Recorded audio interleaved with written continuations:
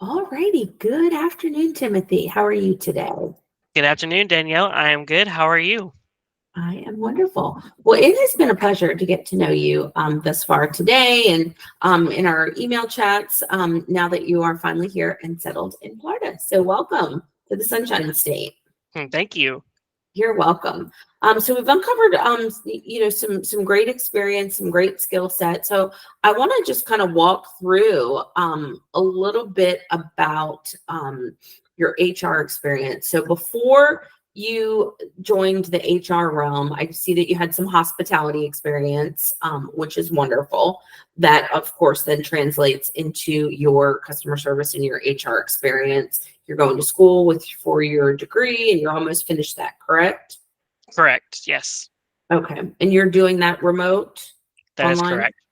Okay, wonderful. All right. So let's go ahead and start at Amazon. So walk me through your career at Amazon, like how you started off and where you ended up.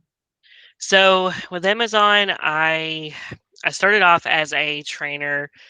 They were technically called ambassadors and mentors. Two separate training roles. One was kind of just taught by the book, and I had certain policies, procedures that I had to train other people in the picking department. The mentor role was a little bit more laxed on rules and regulations and stuff. At that point, what I was doing was looking at someone who had a very high um, risk of getting things wrong or stealing, basically, or what would be counted as stealing in the system. Um, and I went and kind of mentored them on tips and tricks on how to get better accuracies, better percentages on your pick rates, and things like that. From there, when I started out there, then I got a promotion to actually start my career in the HR field. So I got a chance to actually be a HR assistant and transfer to a different facility to start that role. Okay, wonderful. And what did a day-to-day look like for you in that role? So in the HR role, I mean, the day to day could range honestly, depending on what's going on and how many problems we have and how many tickets we have. But typically, what I would do is I would come in, I check in with my team, check in with the manager to see kind of the what's going on because usually I was in the facility by myself. And so, it's kind of doing what I call a hand down, shift hand down, basically. Hey, what's been done? What's not been done? What do I need to work on? What's priority, etc. So I would have a checklist that I would follow, and this is a corporate checklist actually, and it could be anywhere from, do we have our promotional materials out? What is our swag? So we had Amazon had certain swag, so like if you get a certain pick rate or scan rate or something, you get points, and those points can be redeemed for such things like hats and hoodies, things like that. So I'd make sure that those are stocked up, and then I would go through and check everyone's timesheets to see if there are any discrepancies in the timesheets to see why we might be over or under a certain amount of hours that could be flagged. And then from there, I would, it could range anywhere from troubleshooting HR tickets. People would come up to the desk as well for different problems like can't log in or can't clock in or my time is wrong, etc. So I would handle those inquiries as well as answering any sort of emails that might need to be answered in a timely fashion. Okay, so a couple things that you said I'm taking notes as you're talking too. So the swag, those are things that the employees that you're supporting can earn. So you had to maintain that and then make sure that you distributed that. Correct? Yes. Okay, perfect. And then you did do some time entering, which is also super important. So I'm glad you mentioned that. Were you doing onboarding, leave of absence, things like that as well? So leave of absence, we were. If someone wanted to resign, we were handling those. Onboarding, I did not. That was handled by the facility themselves. Okay, perfect. What about recruiting? Or does Amazon have their own recruiting department? Amazon has their own recruiting department for that. Oh, perfect. All righty. Then I understand after your time with Amazon, you did move on to another company. So tell Correct. me a little bit about what you did there and why that position was short-lived. So I moved on to Newport because Newport was offering a little bit more money at the time. And Mhm. so it was an offer, honestly, I could not resist. And so I moved on to Newport. From there, that was actually my introduction into the mental health world Okay. because this was actually doing corporate HR for mental health facilities. Um, and so I had 10 facilities that I was responsible for. Um, and each facility had 40 to 50 employees. So it was, sort of an introduction to the, I guess, smaller company, you would say, because Okay. they weren't very big. And so day to day there, it could range depending on what my manager wanted me to fix for her. But that's actually where I got my introduction to onboarding. And Mm. so I did a lot of onboarding, making phone calls to the potential employee, letting them know the next steps, just saying, hey, congratulations, we have decided to move forward with you. Here's the next steps for onboarding. And then I would just kind of lay out the steps from there. Um, Answer any questions that they might have, and then just let them know that I was their main point of contact going forward through the onboarding process.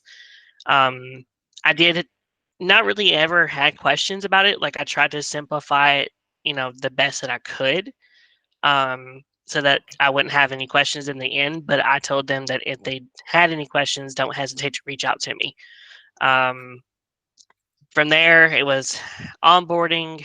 I did handle termination paperwork as well. I didn't do the terminations, but I handled the paperwork on the backside. Um, Okay. and And then from there, it was mostly answering emails, making PowerPoint presentations for open enrollment. So that was also my first introduction to open enrollment, um, which was a definitely different introduction, I will say. Mhm. um, so that's also kind of where I got my start in benefits as well. I was never in charge of benefits. My manager handled that for the most part because it is tricky when it comes to benefits because there's certain things that you can and cannot say. I learned. Yes. Um, then I was there for a, f- a little bit, but unfortunately, the company restructured and laid off, and unfortunately, the HR department was dissolved first. Gotcha. All right. So then you moved on to Novatech. Correct.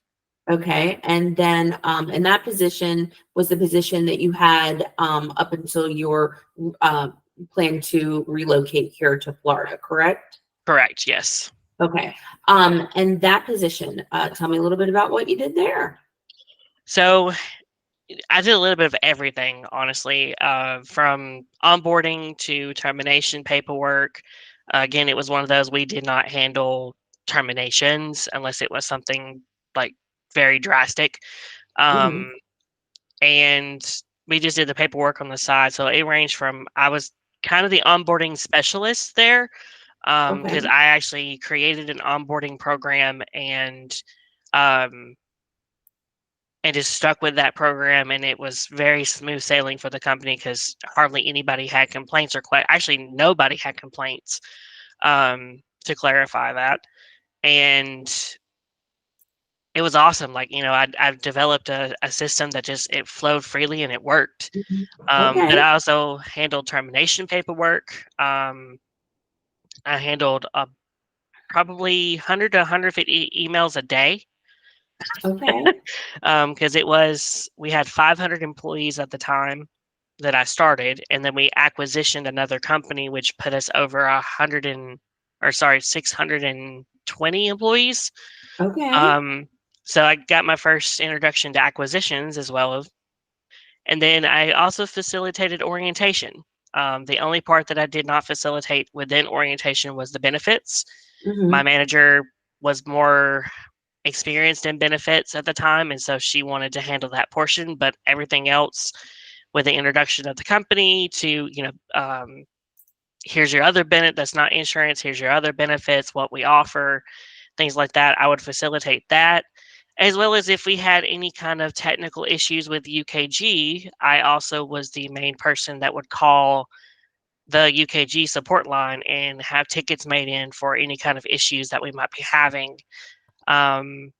This job definitely helped me sort of zone in on detailed focus, because if I noticed a pattern, like say we were getting so many requests for password resets or something like that, Mhm. before my manager would even notice, I already had support on the line asking why we're having these issues.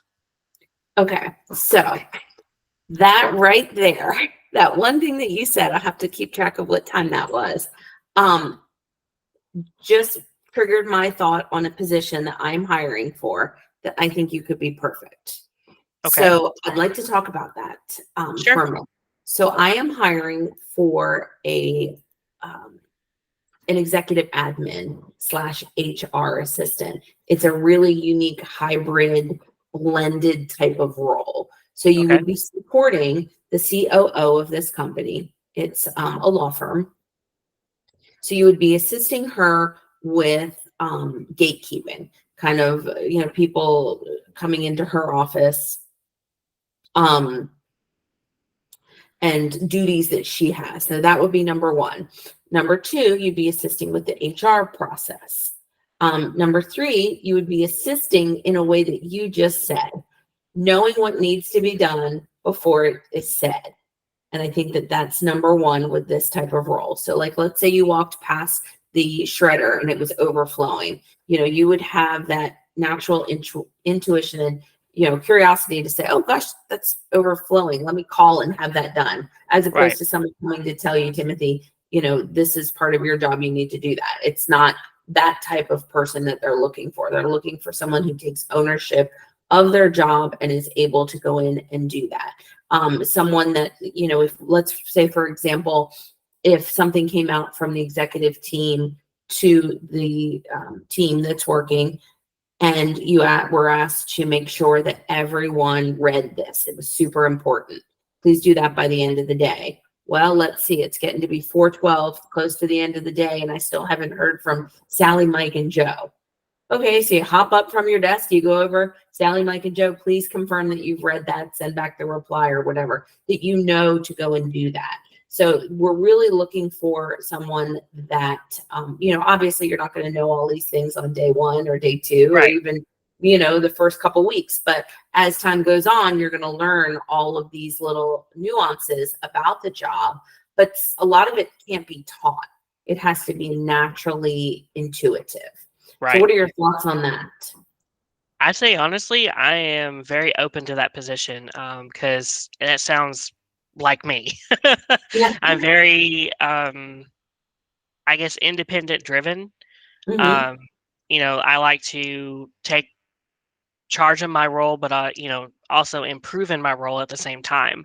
Hmm. So I'm one of those that I pay attention to detail as much as I Hmm. can, Hmm. and if something needs to be done, I don't want you to ask me to do it. I'm already going to have the thought to do it.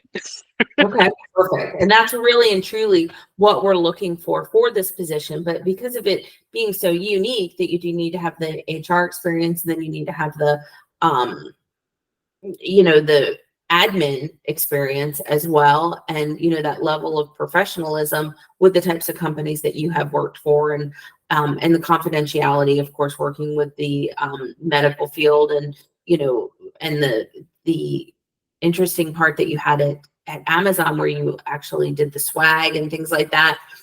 This position also is going to be in charge of like ordering the stock and making sure that everybody has what they need. Like, do we have enough supplies? Because the office, the COO oversees the whole office. Right, So, like this position, yes, it's executive admin HR, but it's also a little bit of office management, making sure that the office runs smoothly, if you will. And part of that running smoothly is to make sure that that everybody has what they need, obviously, first and foremost with that. So tell me a little bit about your availability. What does that look like?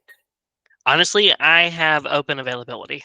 Okay, so you're ready to get started. I am ready to get started. Yes. Okay. What about anything, like, do you have anything that's going to keep you out of the office? What about attendance? So there are 2 dates that I would possibly need if possible. If not, it's not a big deal. It's April. Let me look at my calendar quickly. I apologize. That's okay. And you can send it to me. Is it a couple days off or like about It's how many days off it do you should need? be it literally should be just 2 days. The 2 days. 29th and the 30th. Okay. That is obviously, you're telling us in advance something that I'm sure we can work with. Besides that, do you have any other like ongoing appointment that's require you to be out of the office? And the reason why I'm asking is that this position, we really need somebody super strong and that Yeah. someone that can kind of get in there and know what needs to be done, is reliable, dependable, and such. Yeah, I don't have any upcoming appointments or anything that would require me out of the office except for those 2 days, and those 2 days are something that if it's not possible, then don't worry about it. It'll be okay. Okay. All right. Well, I'm going to go ahead and stop this part of the interview, but don't go anywhere. We got a few more things to talk about. I'll be right back. Okay. Thanks.